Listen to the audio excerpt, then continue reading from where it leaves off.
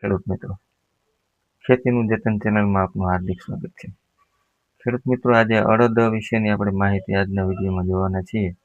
અડદમાં 30 થી 45 દિવસ દરમિયાન કઈ કઈ કાળજીઓ લેવી એ વિશેની વાત કરવાની છે.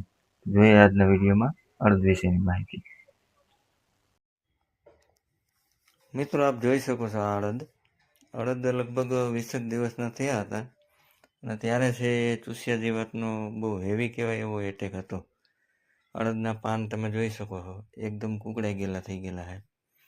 હવે આવી અવસ્થાએ છે ને મિત્રો, ઝડપથી ઉપરાઉપરી 2 ડોઝ ચૂસિયા પ્રકારની જીવાતને મારે એવા કન્ટેન્ટ જો લઈને કરવામાં આવે તો સારું એવું પ્રમાણમાં રિઝલ્ટ આપણને મળે.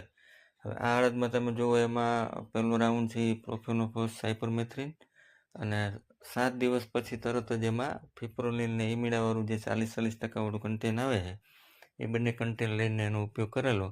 હવે પછીની અડદની તમે અવસ્થા જુઓ તો તમને એકદમ સરસ પ્રકારના અડદ જોવા મળશે આગળના વિડીયોમાં.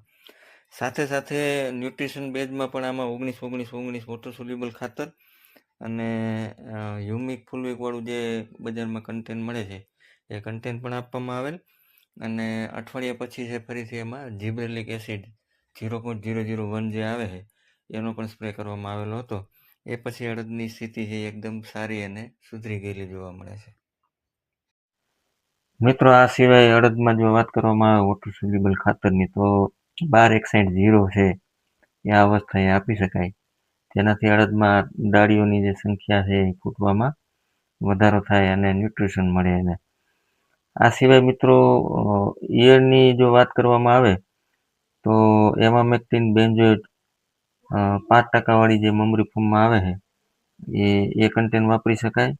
અથવા તો વધારે જો હેવી એટેક જણાય તો ક્લોરોન્ટ્રિનિપ્રોલ 18.5% જે બજારમાં મળે છે સારી કંપનીનું લઈને વાપરી શકાય.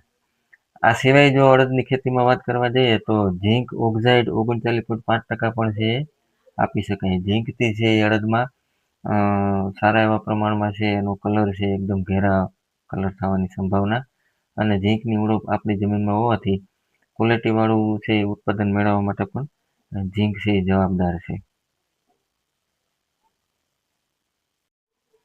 અડદના પાકમાં એના પછીનું જો વોટર સોલ્યુબલ ખાતરના સ્વરૂપમાં જોવા જઈએ તો 05234 અથવા તો 55517 કે જેમાં સાથે માઇક્રોન્યુટ્રન આવે છે.